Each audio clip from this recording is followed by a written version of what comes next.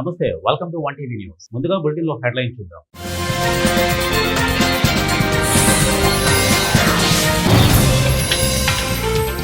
జనాభా పెరుగుదలకు అందరూ కృషి చేయాలి, సీఎం చంద్రబాబు పిలుపు.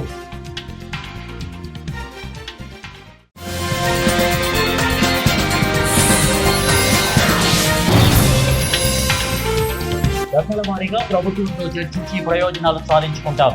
ఏపీ ఎన్జీఓస్ రాష్ట్ర అధ్యక్షుడు విద్యాసాగర్.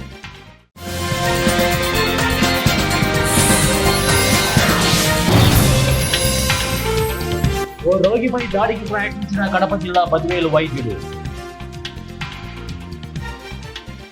ఇక బులెటిన్ లో డీటెయిల్స్ చూద్దాం.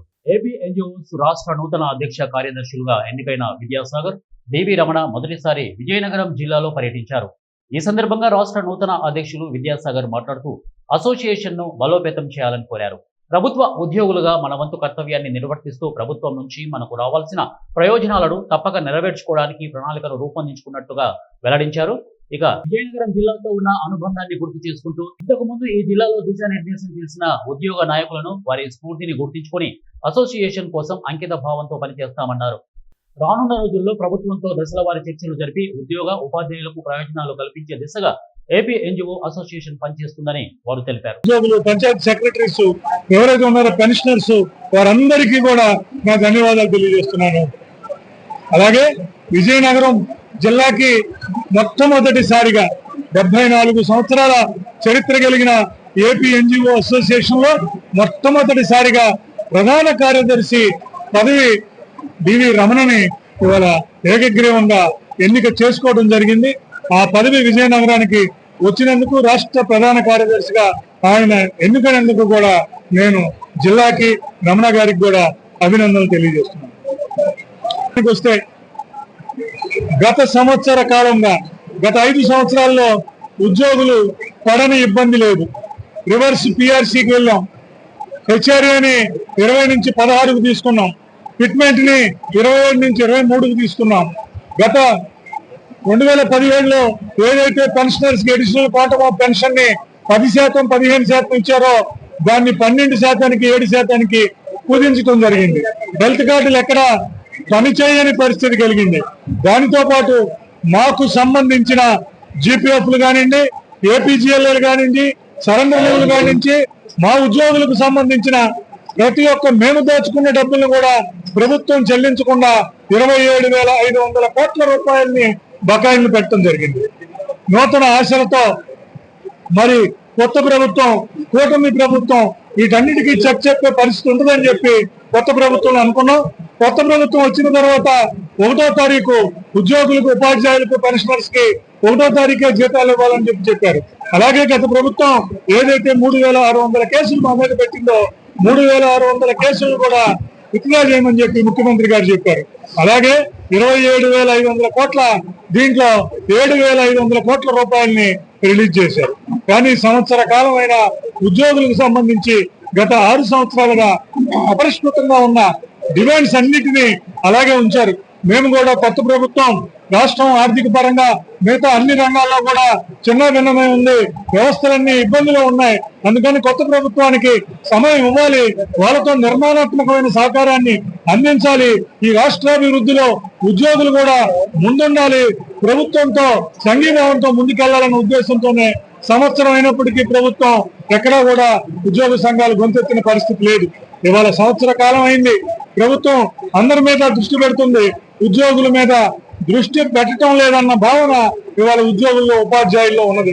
2 సంవత్సరాలు అయింది పిఆర్సీ కమిటీ వేయవలసి వచ్చి.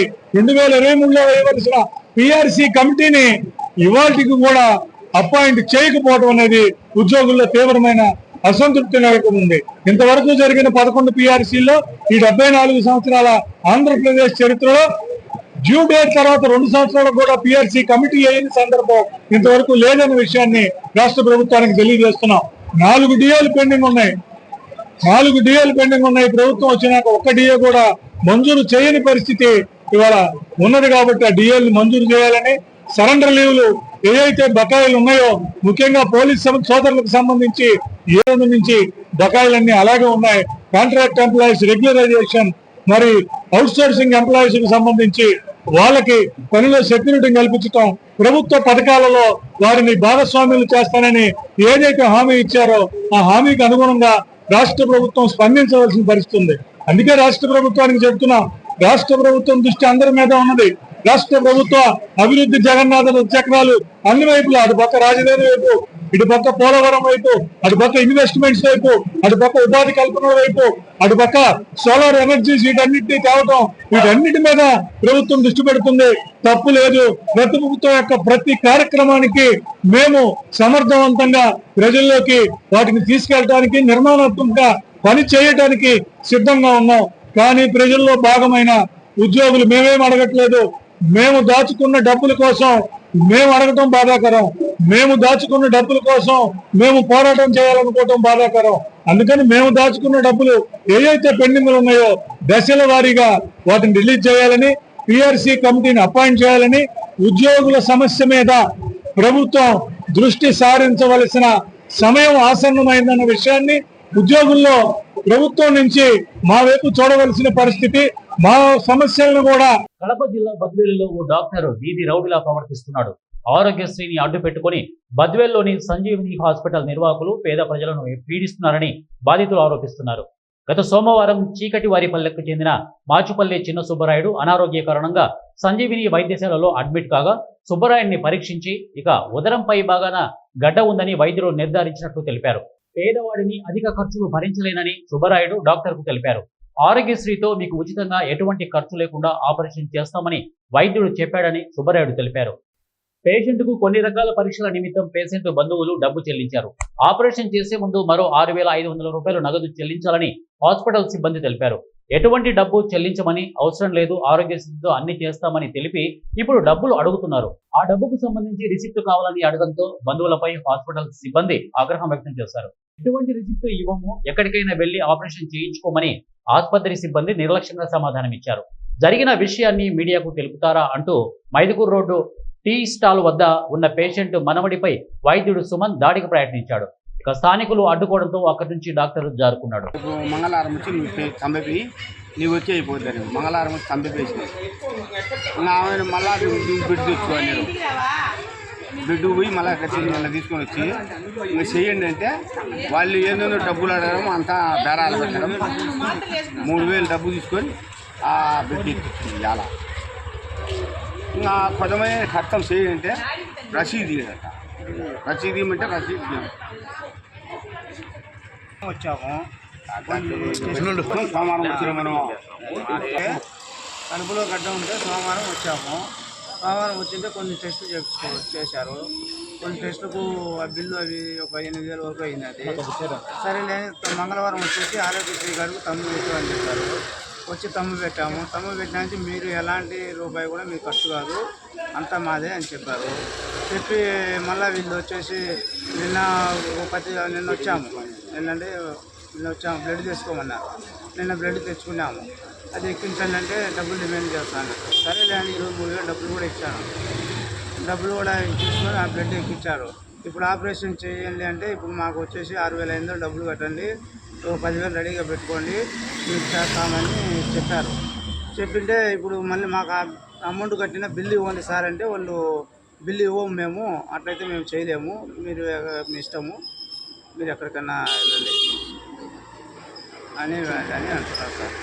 అవును సార్, నిన్న కొంచెం డబ్బులు డిమాండ్ చేస్తూ ఉంటే మా దగ్గర అమౌంట్ లేదు, డబ్బులు లేవు, మీరు మా క్యాన్సల్ లెటర్ ఇచ్చేస్తే మేము వెళ్తాము, ఎక్కడైనా వెళ్తామని డబ్బులు సరేలే అని చెప్పాము. మళ్ళీ రాత్రి ఒక 6,000 డబ్బులు సెటిల్ చేసుకోండి అంటే సరేలే అని తీసుకొని వచ్చాము.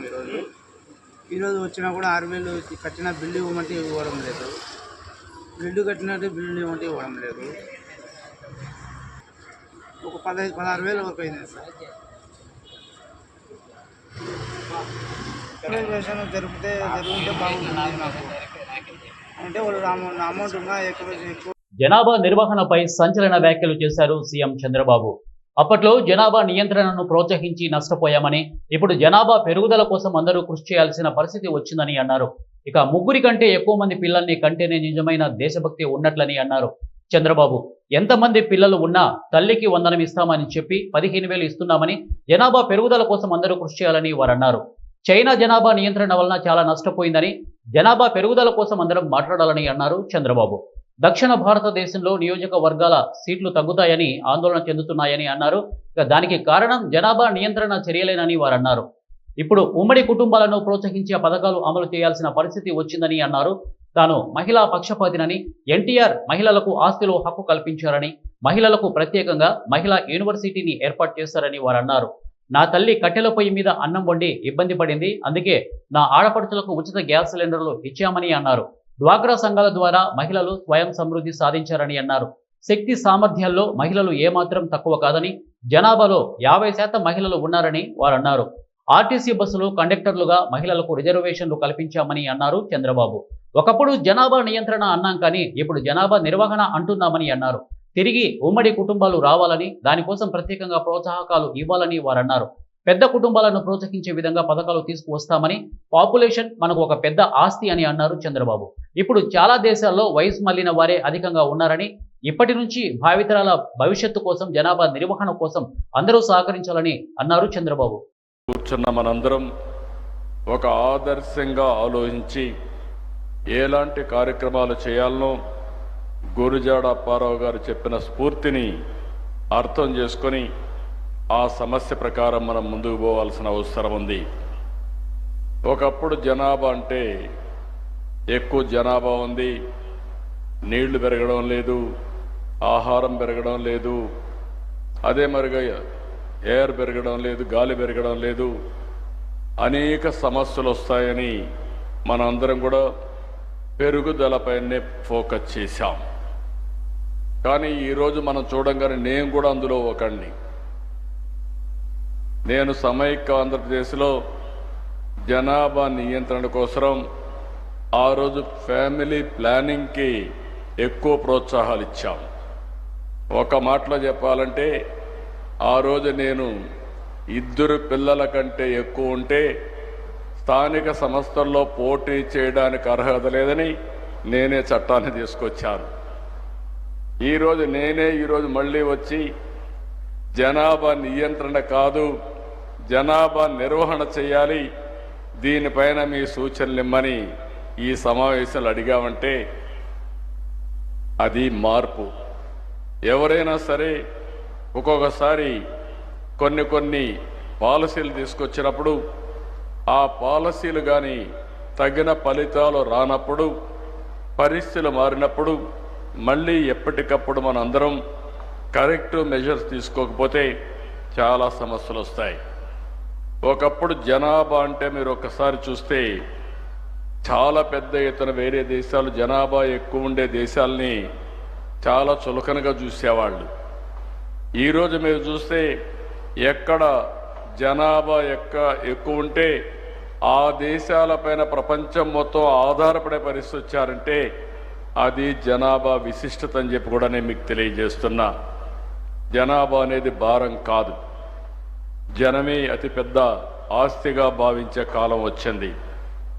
అనారోగ్యంతో చికిత్స పొందిన బాధితులకు సీఎం సహాయ నిధి అందుకుంటుందని ఎమ్మెల్యే నల్లారి కిషోర్ కుమార్ రెడ్డి అన్నారు. అనారోగ్య సమస్యలతో ప్రైవేట్ ఆసుపత్రిలో చికిత్స చేయించుకుని ఎన్టీఆర్ వైద్య సేవ వర్తించని కొంతమంది సీఎంఆర్ఎఫ్ కింద సహాయం పొందడానికి దరఖాస్తు చేసుకోవడంతో చిత్తూరు జిల్లా పీలేరు ఎమ్మెల్యే నల్లారి కిషోర్ కుమార్ రెడ్డి సిఫారసు మేరకు ముఖ్యమంత్రి సహాయ నిధి కింద మంజూరైన చెక్కులను కలికిరి మండలం నగిరిపల్లిలో బాధిత బంధువులకు అందజేశారు. ఈ సందర్భంగా ఆయన మాట్లాడుతూ అగ్ని ప్రమాదాలు, రోడ్డు ప్రమాదాలు, అనారోగ్యం బారిన పడిన వారికి సీఎం సహాయ నిధి ఎంతో ఉపయోగపడుతుందని ఆయన అన్నారు. కొన్ని సందర్భాలలో బాధితులకు అత్యవసర వైద్యం కోసం ఆలస్యం కాకుండా లెటర్ ఆఫ్ క్రెడిట్ ను కూడా ప్రభుత్వం అందుబాటులోకి తీసుకువచ్చిందని ఆయన బాధితులకు వివరించారు.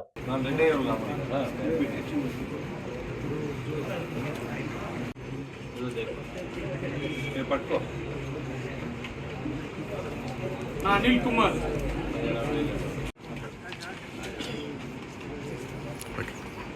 పి శివయ్య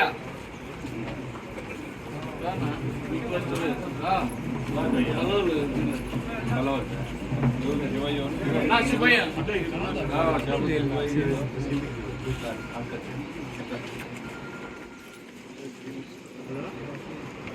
నా పీరు సార్ ఖమ్మం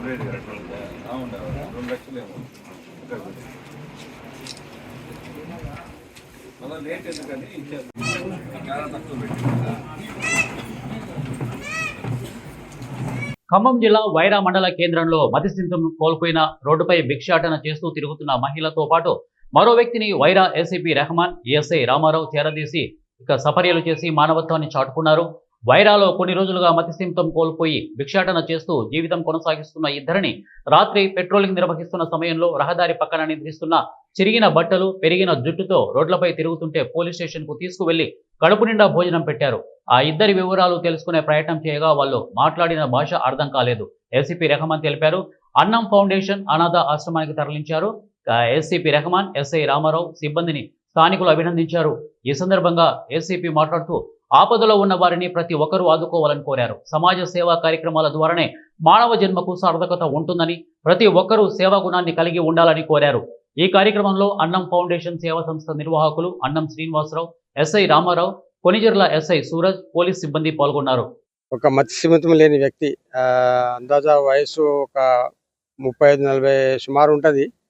చాలా మలినమైన బట్టలతోటి ఆ గడ్డం పెరిగి ఎంత రోడ్డు పైన చెప్పులు లేకుండా నడుచుకుంటూ పోతుంటే, నాకు వెహికల్ పోతుంటే నాకు సైట్ అయ్యిండు. వెంటనే నాకు ఆలోచన వచ్చేసి ఏదో సమ్ మెంటలీ డిజార్డర్ వల్ల మనిషి ఇట్లా రోడ్డు మీద తిరుగుతున్న ఆలోచన వచ్చి అతనికి కొంచెం మనం టేక్ ఓవర్ చేసి కొంచెం ట్రీట్మెంట్ ఇస్తే అతను బాగా ఆలోచన ఉంటుందని చెప్పి నేను వెంటనే నాకు ఆలోచన వచ్చేసి మన ఖమ్మంలో ఉన్నటువంటి అన్నం ఫౌండేషన్ శ్రీనివాసరావు గారు, అన్నం శ్రీనివాసరావు గుర్తుకొచ్చారు. ఎందుకంటే లాస్ట్ టైం కూడా చాలా మందికి మానసిక స్థితి లేని వాళ్ళకు కూడా చాలా మందిని అతనికి హ్యాండ్ ఓవర్ చేయడం జరిగింది. చాలా మందికి ట్రీట్మెంట్ ఇచ్చి కూడా వాళ్ళ బంధువులకు గతంలో ఇప్పించడం జరిగింది. వెంటనే నేను వారికి ఫోన్ చేసిన ఇటు విషయం చెప్పాను. వెంటనే వాళ్ళు స్పందించి వాళ్ళ టీం తోటి విత్ కిట్తో సహా వైరా పోలీసు రావడం జరిగింది. నేను కూడా ఇటు వ్యక్తిని వెంటనే నేను బ్లూ కోట్ టీమ్స్కు తర్వాత ఎస్ఐ గారికి ఫోన్ చేసి వెహికల్ తెప్పించుకొని అతన్ని వెంటనే వైరా పోలీసులను పంపించేసి వాళ్ళు అన్నం శ్రీనివాసరావు గారు మరి వారి టీం వచ్చిన తర్వాత అతన్ని వెంటనే ఆ బట్టలు అన్నీ రిమూవ్ చేసేసి కొత్త బట్టలు తెప్పించి అతను గడ్డం మొత్తం షేవింగ్, హెడ్ షేవింగ్ అన్నీ చేయించిన తర్వాత కూడా కొత్త బట్టలు తొలగించాము. ఆయన కొంచెం మెంటల్లీ కొంచెం డిజార్డర్లో ఉన్నాడు. అతన్ని అన్నం శ్రీనివాసరావు గారు కూడా నేను రిక్వెస్ట్ చేయడం జరిగింది. అతన్ని తీసుకెళ్ళి వాళ్ళ ఆశ్రమంలో పెట్టేసి అతనికి సరైన ట్రీట్మెంట్ ఇవ్వండి, దానికి తగిన ఏమున్న ఖర్చు. హైదరాబాద్ పరిధి మచ్చబొల్లారంలో హిందూ శ్మశాన వాటికను జాతీయ మానవ హక్కుల కమిషన్ మెంబర్ విజయభారతి సందర్శించారు. మచ్చబొల్లారం డివిజన్ పరిధిలోని హిందూ శ్మశాన వాటికలో ఏర్పాటు చేసిన అక్రమ డంపింగ్ యార్డ్ను తొలగించాలని నిరసిస్తూ స్థానిక కాలనీ ప్రజలు అనేకసార్లు జాతీయ మానవ హక్కుల సంఘానికి ఫిర్యాదు చేశారు. దీంతో స్పందించిన జాతీయ మానవ హక్కుల సంఘం సభ్యురాలు విజయభారతి శ్మశాన వాటికను సందర్శించారు. ఈ సందర్భంగా మేడ్చల్, మల్కాజ్గిరి జిల్లా additional collector Radhika Gupta, additional collector Vijayender Reddy, Alwal deputy commissioner Srinivas Reddy, Alwal మండల తహసీల్దార్ రాములు మరియు ఇతర అధికారుల సమక్షంలో కాలనీ వాసుల సమస్యను అడిగి తెలుసుకున్నారు. డంపింగ్ యార్డుకి ఎలాంటి అనుమతులు లేకుండా హిందూ శ్మశాన వాటికలో ఏర్పాటు చేయడంపై జాతీయ మానవ హక్కుల సంఘం సభ్యులు మండిపడ్డారు. తక్షణమే స్థానికుల ఇబ్బందులపై స్పందించి డంపింగ్ యార్డులో జరిగే నిర్మాణాలను ఆపివేయాలని అధికారులను ఆదేశించారు. చెరువులో ఉన్న వాటర్ కలుషితం అయిపోతుంది. ఈ చుట్టుపక్కల నుంచి కొన్ని వందల ఆటోలు రావడం మూలంగా సౌండ్ పొల్యూషన్ ఒకటి, ఈ చెత్తంతా తీసుకొచ్చి కాలనీస్కి అతి దగ్గరగా ఉన్నటువంటి గ్రేవ్ యార్డ్లో ఈ డంప్ చేయడం మూలంగా మా అందరికి విపరీతమైన వాసన వస్తుందని ఒకటి. పసిబిడ్డలు తిరగాలన్నా, పెద్దవాళ్ళు ఆడవాళ్ళని తిరగాలి, యువ తిరగాలి, రాత్రి అయితే సాయంకాలం అవుతుంటే భయం అయిపోతుంది. యాంటీ సోషల్ ఎలిమెంట్స్ చాలా ఇక్కడంతా తిరుగుతున్నాయి. బాగా తాగినటువంటి వాళ్ళు, డ్రగ్స్ సేవించినటువంటి వాళ్ళు ఈ ఏరియాలంతా కూడా విచ్చలవిడిగా వ్యవహరిస్తున్నారు. దాని మూలంగా మాకు మహిళలకి, పసిపిల్లలకి, యువకులకి అందరికి కూడా చాలా ప్రాబ్లం అవుతుంది. వీటిని అన్నింటినీ కూడా నేషనల్ హ్యూమన్ రైట్స్ కమిషన్ నుంచి మీరు ఆలోచన చేసి కన్సర్న్ అధికారులకి మీరు మాట్లాడాలి, వాళ్ళకి మీరు డైరెక్షన్ ఇవ్వాలని చెప్పేసి వాళ్ళు అడగడం జరిగింది. నేను నేషనల్ హ్యూమన్ రైట్స్ కమిషన్ మెంబర్గా గత 4 రోజులు సిటీలో ఉన్నాను. నేను యొక్క చాలా అనేకమైనటువంటి కంప్లైంట్స్ ఇక్కడి నుంచి వచ్చాయి కాబట్టి ఈ ఏరియాకి రావడం జరిగింది. ఈ యొక్క మీటింగ్లో ఇక్కడ జాయింట్ కలెక్టర్ కానివ్వండి, తర్వాత ఇక్కడ ఉన్న ఎంఆర్ఓ, ఇతర అధికారులందరూ కూడా ఇక్కడ పాల్గొనడం జరిగింది. వాళ్ళు కూడా స్పష్టంగా ఒప్పుకుంటున్నారు జరిగింది తప్పేను.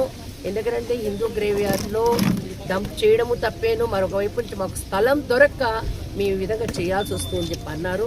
దానికి తగినట్టుగా కూడా 10 దగ్గరలుగా చిన్న చిన్న డంప్ యార్డ్స్ పెట్టడము, స్థలం అయితే చూస్తూ ఉన్నాం. ఆ స్థలం మాకు దొరకట్లేదు. మేము కూడా కన్సర్న్ అధికారులు. బులెటిన్ ముగించే ముందు హెడ్లైన్స్ మరొకసారి.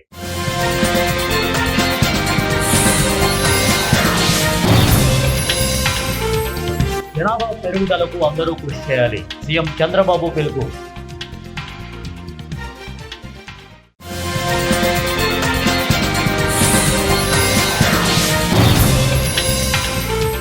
దశల వారీగా ప్రభుత్వంతో చర్చించి ప్రయోజనాలు సాధించుకుంటాం. ఏపీ ఎన్జిఓస్ రాష్ట్ర అధ్యక్షుడు విద్యాసాగర్.